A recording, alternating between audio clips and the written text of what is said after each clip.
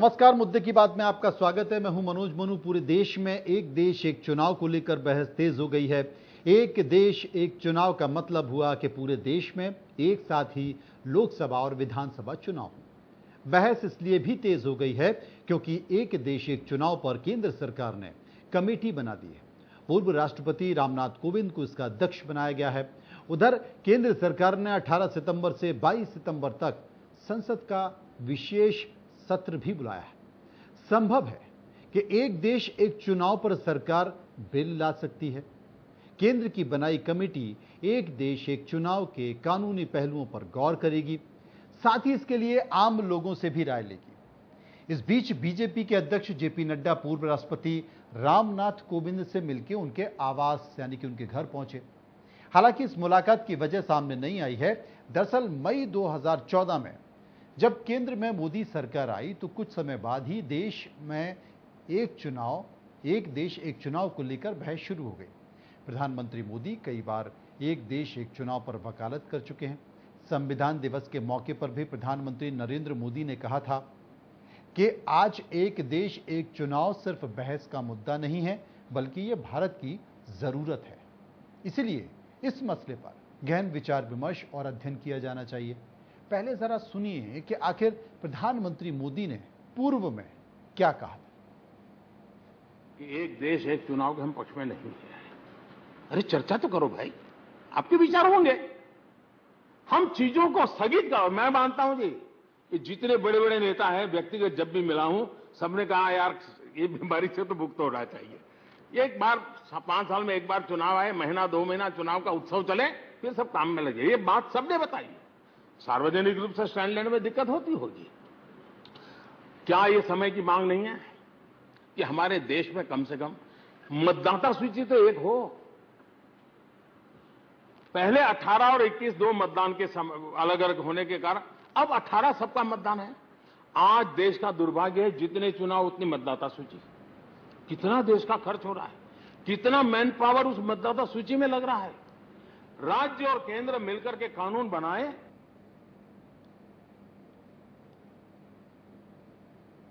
तो 26 जून 2019 को प्रधानमंत्री नरेंद्र मोदी ने राज्यसभा में इस बाबत अपना एक बयान दिया था। अब फिर से चर्चा शुरू हो गई है क्योंकि संसद का विशेष सत्र बुलाया गया है। रामनाथ कोविंद जो कि पूर्व राष्ट्रपति हैं, वो इस कमेटी के अध्यक्ष होंगे। कमेटी सभी लोगों से राय लेगी और ये जानने की कोशिश करेगी कि देश के लिए ये बेहतर है या नहीं है। लेकिन क्या वाकई इस विशेष सत्र में एक देश एक चुनाव पर गंभीर निर्णय होने वाला है या कुछ और है? क्योंकि जो लोग देश के प्रधानमंत्री नरेंद्र मोदी को जानते हैं, वो कम से कम इतना समझते हैं कि जो दिखाई देता है उसकी जगह होता कुछ और है। या कुछ ऐसे बिल हैं, चाहे वो महिला आरक्षण का बिल हो, समान नागरिक संहिता का बिल हो, या फिर जो सुप्रीम कोर्ट और ईडी को मिलाकर ऊपर एक बॉडी बनाने की बात की जा रही है जिसमें संजय मिश्रा की नियुक्ति करने की बात की जा रही है, चाहे उसको लेकर वो विषय हो या कुछ और है। विस्तार से चर्चा करेंगे। वरिष्ठ पत्रकार सरमन नगेले और रंजन श्रीवास्तव दोनों इस वक्त हमारे साथ जुड़ गए हैं। सबसे पहले मैं बात करूंगा सरमन नगेले जी से। नगेले जी, आप क्या मानते हैं? क्योंकि देश के प्रधानमंत्री को हमने सुना है, वो अक्सर ये कहते रहे कि मैं जो भी भविष्य में करने वाला होता हूं उसके संकेत मैं पहले दे चुका होता हूं।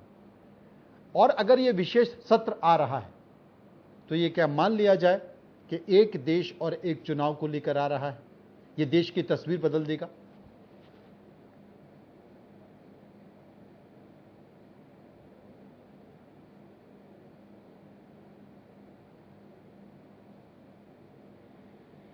ये सवाल मेरा सरमन नगेले जी से है, ये इसलिए भी है क्योंकि ये बहुत महत्वपूर्ण है। जी सरमन जी बताएं।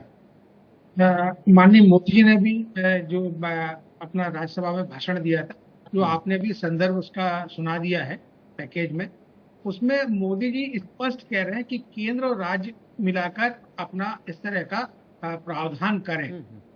देखिए, वन नेशन वन इलेक्शन जो है ना, ये संभव तो है और भारत में कोई भी चीज संभव है, लेकिन इसके लिए कुछ कानूनी प्रक्रियाएं हैं। संविधान में संशोधन करना पड़ेगा और संविधान का जो अनुच्छेद 368 ब्रैकेट 2, ये इस बात को अलाउ करता है कि आपको किसी भी तरह के संविधान में संशोधन करना है तो आपको उसके तहत जाना होगा और आप संशोधन कर सकते हैं। लेकिन 368(2) जो कहता है कि आपको केंद्र सरकार तो कर सकती है, संविधान में संशोधन ला सकती है, लेकिन आपको 50% में जो बाकी जो राज्य हैं वहां से भी आपको बहुमत जुटाना पड़ेगा। यानी कि राज्यों की विधानसभाओं से भी आपको ये प्रपोजल, ये विधेयक पारित कराना होगा। अब जहां जहां बीजेपी रूलिंग पार्टी की सरकारें हैं वहां तो ये संभव है, लेकिन जहां नहीं है वहां बिल्कुल भी असंभव है, और ऐसी राज्यों की संख्या ज्यादा है।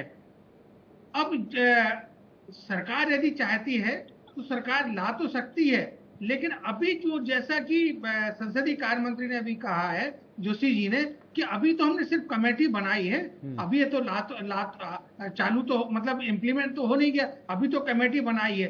तो मेरा यहाँ निजी मानना यह है कि कमेटी बनाई है, माननीय कोविंद जी को उसका बनाया है, जिससे कि देखिए कोविंद जी को बनाने के पीछे कई सारे कारण सरकार के और बीजेपी के रहे हैं। पहला तो ये है कि वो दलित हैं, दूसरा ये है कि वो राष्ट्रपति रहे, तीसरा ये है कि लो प्रोफाइल में रहे लेकिन वो अच्छे वकील भी हैं। तो चूंकि ये तीनों चारों चीजें उनके साथ जुड़ी हुई हैं, तो पार्टी के लिए अनुकूल वो बैठ रहे थे। और कोई भी राजनीतिक दल यदि इसका विरोध करेगा तो ये बात आएगी कि देखिए जो हमारे इस वर्ग से जो उस कमेटी के चेयरपर्सन आते हैं उसका वो विरोध कर रहे हैं, ये उनकी अपनी मंशा है और वो कानून के जानकार भी है, वो इसको रिकमेंड कर रहे हैं, लेकिन ये लोग विरोध कर रहे हैं। तो कुल मिलाकर इस तरह का पूरी बुनावट हो रही है कि जो कि विपक्ष जो है ना कटघरे में खड़ा रहे। लेकिन अब इसमें एक और पॉइंट ये है, वो ये है कि देखिए अभी जैसा कि मैंने भी चीजों का अध्ययन किया है, अभी इतनी जल्दबाजी में मेरे को नहीं लग रहा। अभी सिर्फ इसका रिव्यू, अभी इसका फीडबैक, अभी समाज में, अभी भारत का जो 140 करोड़ जो नागरिक है उनके मन में किस तरह की भावना इसको लेकर आ रही है, उस पर पूरा फीडबैक, पूरा एक ऑब्जर्वेशन में रखेंगे वो। उसके बाद फिर वो भविष्य में इस पर निर्णय ले सकते हैं। अभी का जो सत्र है इसमें तो इसलिए असंभव लग रहा है क्योंकि देखिए जैसे कि आपने यूनिफॉर्म सिविल कोड की बात की है, तो उन्होंने भी जो है ना पब्लिक से अपनी उसके जो फीडबैक है या पब्लिक की जो आपत्तियां वो बुलवाई थी। तो जब तक आप उसमें जो लेकर आ रहे हैं वन नेशन वन इलेक्शन वाला, उसमें जब तक आप पब्लिक डोमेन में नहीं जाएंगे और पब्लिक पार्टिसिपेशन नहीं होगा, तब तक इसको लाने में आपको थोड़ा सा दिक्कत है, क्योंकि पब्लिक पार्टिसिपेशन नहीं होगा तो कोर्ट चले जाएंगे लोग, और कोर्ट चले जाएंगे वहां से आपका विषय जो है ना टल जाएगा। सुप्रीम कोर्ट है, बाकी भी चीजें, और इस तरह के प्रकरण बहुत पहले भी आते रहे हैं और सुप्रीम कोर्ट उस पर अपनी टिप्पणी करता रहता है। रंजन श्रीवास्तव हमारे साथ मौजूद हैं। रंजन जी, जैसा कि नगेले साहब भी बता रहे थे कि इतना आसान नहीं है। अगर सरकार कोई बिल ले आती है, कैबिनेट में उसको पास करा लेती है, फिर उसके बाद वो लोकसभा में जाता है, लोकसभा में आपके पास बहुमत है, आप लोकसभा में पास कर लेते हैं, फिर वो राज्यसभा में जाएगा। अब दिल्ली का अध्यादेश आया था और दिल्ली के अध्यादेश में आपने देखा होगा कि कई सारी पार्टियों ने, जो करीब करीब बीजेपी समर्थित पार्टियां हैं, उन्होंने उसका समर्थन कर दिया था, जिसमें बीजू जनता दल है उड़ीसा का, जिसमें अगर आप देखें रेड्डी आंध्र प्रदेश में जगन मोहन रेड्डी हैं, उनकी सरकार ने भी सपोर्ट कर दिया था। AIADM के जो अम्मा की पार्टी, उन्होंने भी समर्थन कर दिया था। तो एक राज्यसभा में आपको बहुमत मिल गया था, आपको ताकत मिल गई थी। लेकिन अगर ये बिल आता है तो बीजू जनता दल की सरकार गिर जाएगी, आंध्र प्रदेश में सरकार गिर जाएगी, और ये तमाम सहयोगी राज्य हैं जो सत्ता में बैठे हुए हैं अपने अपने राज्यों में, ये क्यों चाहेंगे कि ये सत्ता में चुनकर आए और अपनी सरकार गिराएं? तो ये एक चुनौती है, राज्यसभा में अटक जाएगा। उसके बाद फिर नगेले साहब जिक्र कर रहे थे, आपको राज्यों की विधानसभा में इसको पास कराना पड़ेगा, तो ये भी एक समस्या। तो क्या ये एक शगुफा है, यानी कि दिखाया कुछ और जा रहा है, करा कुछ और जाएगा, और आप पूरा देश, पूरा विपक्ष इसमें उलझा रहे? देखिए मनोज जी, जो इसका कहें कि जो कोइंसिडेंस कहें, मैं तो कोइंसिडेंस नहीं मानता। हो भी सकता है कि जैसे इंडिया की जो 3rd मीटिंग है उस तक आते आते ये चीजें सामने आई हैं। नगेले जी ने बहुत विस्तार से, बहुत टेक्निकल चीज को बताया है और बहुत अच्छी तरीके से बताया, उसको एक्सप्लेन किया है। जो आपका सवाल था, मेरा मानना है कि ये शगुफा तो नहीं है, क्योंकि जैसे आपने जो अभी वीडियो सुनाया था 2019 की है, और मुझे लगता है कि बीजेपी के साथ साथ ऐसे भी लोग हैं अदर पार्टी में भी पॉलिटिकल, उनका मानना है कि जो हमारा वक्त जाया होता है चुनाव में। हम हमेशा कहीं अगर मध्य प्रदेश का चुनाव है तो कल छत्तीसगढ़ का है, फिर राजस्थान का है, फिर यूपी का है, तो सरकार उसी मोड में रहती है हमेशा। नहीं, राज्यों के, रंजन जी आप ठीक कह रहे हैं, राज्यों के चुनाव की बात है, और राज्यों के चुनाव को अगर छोड़ भी दिया जाए तो आपके पंचायत चुनाव, नगर निगम चुनाव, तमाम सारे चुनाव आते हैं, आचार संहिता लगी रहती है, विकास कार्य प्रभावित होते हैं, और आपको कोई और नहीं मिलता। पटवारी, तहसीलदार जो रेवेन्यू के काम में लगे रहते हैं, शिक्षक जो शिक्षा के काम में लगे रहते हैं, उन सबको आप उठाते हो और चुनाव की प्रक्रिया में झोंक देते हो। बहुत ही मतलब कलेक्टिव रूप में मनोज जी देखा जाए, पूरे कंट्री का कलेक्टिव रूप में अगर देखा जाए तो उसमें बहुत ही अगर आपको एनर्जी, टाइम इतना ज्यादा वेस्ट होता है पूरी कंट्री का, और इस चक्कर में बहुत से कई बार डिसीजंस नहीं हो पाते हैं। राज्यों को मैं देखते हैं, हम लोग राज्यों में भी होता है कि कई बार डिसीजंस आपको डिफर करने पड़ते हैं। ठीक है, चुनाव के बाद देखा जाए। तो मुझे लगता है कि बहुत से लोग इसमें सहमत होंगे कि चुनाव एक साथ हो, लेकिन जैसे आपने कहा मनोज जी, मैं सहमत हूं, राज्यों की अलग परिस्थितियां होती हैं, उनके जो नेता है या पार्टी है उनकी अलग रिक्वायरमेंट है, अपनी चीज देखेंगे, अपना फायदा देखेंगे, और सेंट्रल अपने देखेंगे। तो एक पेज पे दोनों का आना, सेंट्रल गवर्नमेंट का और स्टेट गवर्नमेंट्स की जो पार्टीज हैं उनको एक पेज बड़ा मुश्किल लगता है। लेकिन फिलहाल जैसे सरमन जी शुरू में बोला था, ये पॉसिबल है, और अगर उससे कंट्री को फायदा होता है, देश को फायदा होता है, नीतियां हमारी सही होती हैं, समाज में सुधार आता है, हमारी टाइम बचता है, एनर्जी बचता है, कुछ और अच्छे काम हो जाते हैं, तो इसमें कोई दिक्कत नहीं होनी चाहिए। दिक्कतें होती है, और सबसे बड़ी चीज है कि जब जब चुनाव आते हैं, अगर नगरीय निकाय चुनाव आ रहे हैं तो फिर सारी अवैध कॉलोनी जो कि सियासत में बैठे तमाम लोगों के बदरहत से और उनके आशीर्वाद से बन रही हैं, उनको आप रेगुलाइज कर देते हैं सारी अवैध कॉलोनियों को। विधानसभा चुनाव आते हैं तो आप जो है छाता भी फ्री ले लो, और उसके बाद चप्पल भी फ्री ले लो, और उसके बाद सिलेंडर भी फ्री ले लो, सारी चीज फ्री ले लो, और 1,000 रुपए, 1,500 रुपए वो भी फ्री ले लो। केंद्र की सरकार आती है तो फिर आप पेट्रोल, डीजल और तमाम सारी चीजें मुफ्त में ले लो, अनाज भी मुफ्त में ले लो। तो ये सरकारों पर आर्थिक बोझ पड़ता है चुनावों का, शायद इससे भी एक निजात मिलेगी। लेकिन इन सब के बीच नगीरे साहब, मैं एक चीज भी पूछना चाहता हूं आपसे कि ये संभव है इस देश में, क्योंकि जो एक देश एक चुनाव का है, क्योंकि 57 के पहले हमारे देश में एक देश एक चुनाव होते थे, लेकिन परिस्थितियां ऐसी हो गई, कभी केंद्र की सरकार का जल्दी समय हो गया पूरा, कभी किन्हीं कारणों से राज्यों में बहुमत होने के ना होने के कारण, अल्पमत में होने के ना होने के कारण सरकारें गिर गई, उनका समय बदलता चला गया। लेकिन जो नया प्रावधान होगा उसमें अगर अल्पमत में भी है और बहुमत भी नहीं है, किसी कारण से सरकार गिर भी गई, किसी ने सपोर्ट वापस ले लिया, तो वहां राष्ट्रपति शासन लग जाएगा, फिर एक तरह से अप्रत्यक्ष तौर पर केंद्र ही सरकार चलाएगा।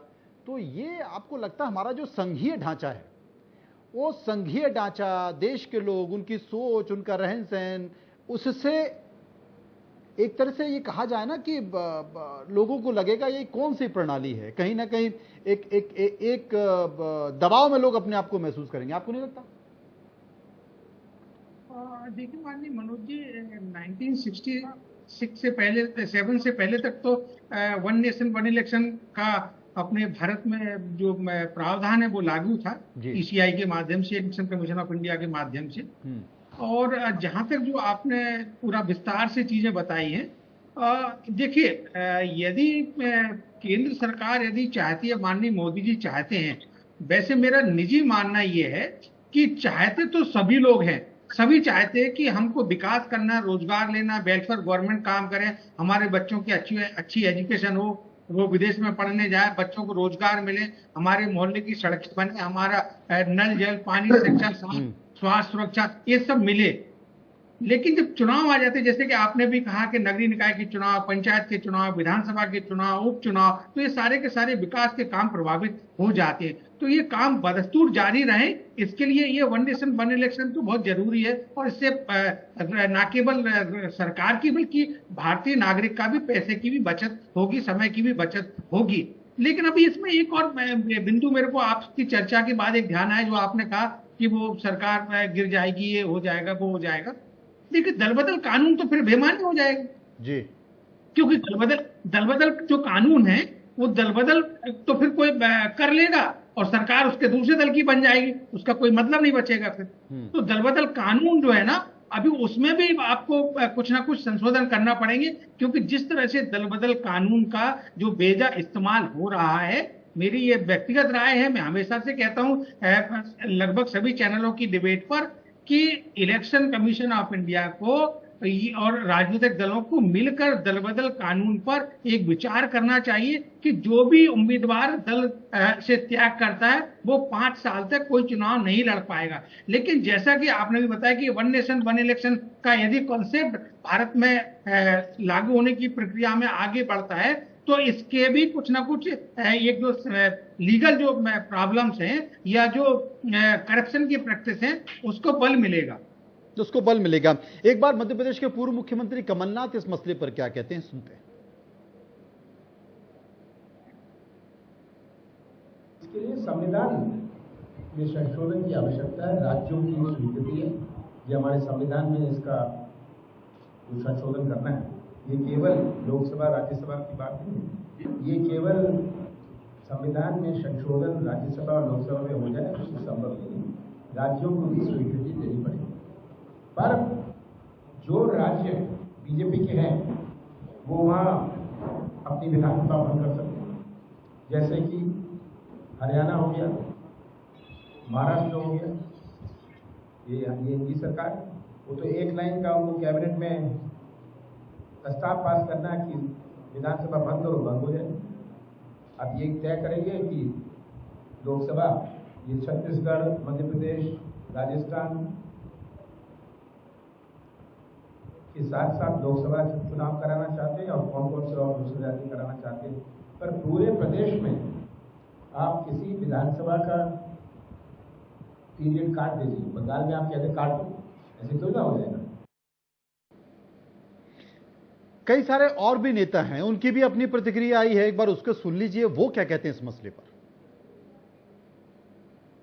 जो पार्टीज हैं वो हिंदुस्तान के 60% लोगों को रिप्रेजेंट करती हैं और अगर हम एक साथ मिलके चुनाव लड़ेंगे तो बीजेपी चुनाव जीत ही नहीं सकती है।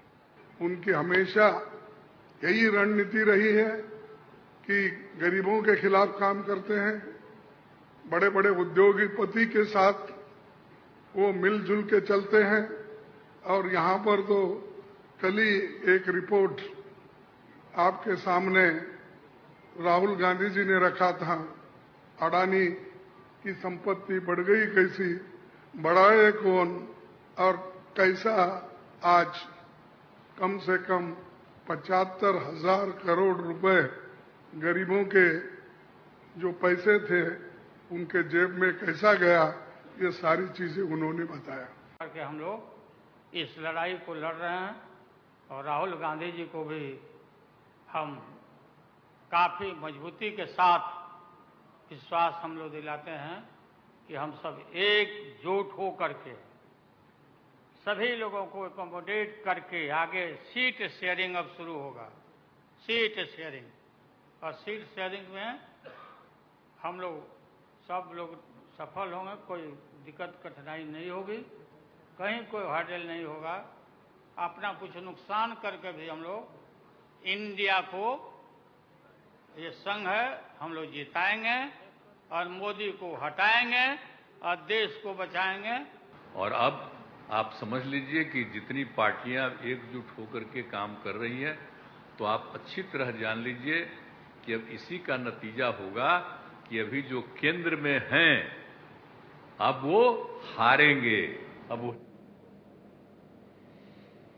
नीतीश कुमार मुस्कुराते हुए कहते हैं कि जो केंद्र में है वो हारेंगे। अब हार जीत का फैसला तो चुनाव में होता है और चुनाव सामने आ गए हैं। रंजन साहब, 5 राज्यों के विधानसभा चुनाव हैं, लेकिन जिस बात का जिक्र कमलनाथ कह रहे थे कि जो अभी कुछ राज्यों के चुनाव होने वाले हैं, बीजेपी कोशिश कर रही है कि लोकसभा चुनाव भी उनके साथ करा दें, ऐसी कुछ आशंका, ऐसा कुछ अंदेशा आपको दिखाई देता है?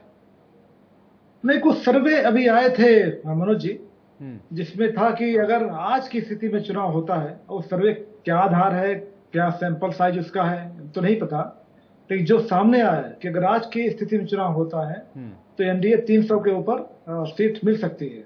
अभी एक दूसरा जो फैक्टर है मनोज जी, ये है कि पिछले कुछ समय में जो एक इमेज थी मोदी जी की, वह बेरोजगारी कारण, महंगाई कारण या और भी कारण है, वो तो धूमिल थोड़ी होती जा रही है। तो बीजेपी को चिंता तो है कि अगर जितना हमें लेट में चुनाव करेंगे, हो सकता है हमें कुछ नुकसान ज्यादा उठाना पड़ेगा। साथ में इंडिया मजबूत होता जा रहा है, तो हो सकता है कारण वो भी है कि ऐसे समय में इस चीज को लाया गया है। मतलब उस पर मैं हाँ नहीं बोल सकता हूं, लेकिन कोइंसिडेंस हो सकता है, लेकिन ऐसा हो तो रहा है। सरमन साहब, आपको लग रहा है कि ऐसा कुछ होगा, ऐसा कुछ बीजेपी प्लान कर रही है कि जो विधानसभा चुनाव है और जिसका जिक्र कमलनाथ भी कर रहे थे कि हरियाणा में भी उनकी सरकार है, महाराष्ट्र में भी सरकार उनकी है, हो सकता है कि वो इन 5 राज्यों के साथ बीजेपी चुनाव में चली जाए, वहां की विधानसभा को भंग कर दें और लोकसभा भी भंग हो जाए और उसके बाद फिर एक साथ चुनाव में चले जाएं? क्योंकि तमाम जो कमेटीज हैं, तमाम ऐसी एजेंसी हैं, उनकी रिपोर्ट आती है कि जब भी केंद्र की सरकार विधानसभा चुनाव पहले कराती है, कुछ राज्यों के साथ कराए, तो जो केंद्र में सरकार होती है उसको फायदा मिलता है उस चुनाव में। देखिए माननीय मोदी जी, बिल्कुल ठीक कहा आपने। ये मैं भी ऐसा विचार रखता हूं कि वो केंद्र की सरकार या भारतीय जनता पार्टी अपने जो उनके राज्य हैं, जहां उनकी सरकार है, उनकी तो वो बलि ले सकती है, बलि दे सकती है, दूसरे राज्यों की बलि ना ले सकती ना दे सकती है। तो जो जैसा कि आपने भी, रंजन जी ने भी बताया, माननीय कमलनाथ जी ने भी कहा कि हरियाणा महाराष्ट्र, तो ये ऐसा संभव है, कर सकते हैं वो। क्योंकि क्या है कि अब इसके पीछे एक और है, वो ये है कि अभी जो इलेक्शन ड्यू है, मध्य प्रदेश के चुनाव नवंबर में है, छत्तीसगढ़ के हैं, राजस्थान के हैं, तेलंगाना के हैं, मिजोरम, तो ये 5 राज्यों के चुनाव हैं। इनमें 4 राज्य ये दिशा तय कर देंगे कि कांग्रेस पार्टी की इन राज्यों में सरकार बनती है या भारतीय जनता पार्टी की। यदि भारतीय जनता पार्टी की सरकार बनती है इन राज्यों में, तो आप मान के चलिए कि वो हरियाणा और महाराष्ट्र के साथ में इलेक्शन करा देंगे। यदि सरकार नहीं बनती है तो फिर तो 4-6 महीने बाद मई में चुनाव होने ही है, लोकसभा के 24 में, तो फिर तो उसके बाद तो बचा ही समय कितना है। मॉडल कोड ऑफ कंडक्ट और इलेक्शन कमीशन को बहुत सारी तैयारी करना पड़ती। इलेक्शन कमीशन का काम जो है ना, बहुत सामान्य, बहुत आसान काम नहीं है। मेरे को मालूम है, इलेक्शन कमीशन ऑफ इंडिया रहे श्री ओपी रावत जी, उनका कहना था कि कुछ पूर्वोत्तर के राज्य ऐसे थे जहां पर मतलब पूरा का पूरा मॉनिटरिंग करना पड़ती थी, सीसीटीवी कैमरे लगाना पड़ते थे, वहां नेटवर्क की व्यवस्था नहीं थी, तब जाके वहां पर मतदान हो पाता था। तो कई फेज में मतदान होता है, कहीं 2 फेज में, कहीं 4 फेज में, कहीं 8 फेज में। तो अब ये जब फेज की बात आती है तो उसमें अधिसूचना भी जारी करना पड़ती है और अधिसूचना के अकॉर्डिंग वहां होता है। तो इतना जल्दी मेरे को नहीं लगता है, यदि सरकार इन राज्यों में भारतीय जनता पार्टी की नहीं बनती है, तब यदि बन जाती है तो ये मान के चलिए कि वो ये दांव खेल लेंगे। लेकिन इन सब के बीच जो तमाम चीजें और परिस्थितियां नजर आ रही हैं, मध्य प्रदेश में एंटी इनकम्बेंसी फैक्टर है, छत्तीसगढ़ में भूपेश मजबूत बताए जाते हैं, राजस्थान में जो स्थिति है उसमें कांटे की टक्कर दिखाई जा रही है, और शायद इसलिए है कि स्थानीय जो क्षेत्रीय नेतृत्व है उससे परे, उससे इतर होकर भारतीय जनता पार्टी देश के प्रधानमंत्री नरेंद्र मोदी को चेहरा बनाकर ही इन विधानसभा चुनाव में जा रही है। तो संकेत साफ हैं, लेकिन क्या लोकसभा भंग करती है, क्या इतना बड़ा रिस्क भारतीय जनता पार्टी लेती है, इसके लिए हमको इंतजार करना पड़ेगा, क्योंकि अभी भविष्य के गर्त में बहुत कुछ है। शुक्रिया हम करेंगे सरमन नगेले जी का, शुक्रिया हम करेंगे रंजन श्रीवास्तव जी का जो हमारे साथ बने रहे इस चर्चा में। फिलहाल मुद्दे की बात में इतना ही, बाकी खबरों के लिए आप चलते रहिए इंडिया न्यूज के साथ। नमस्कार।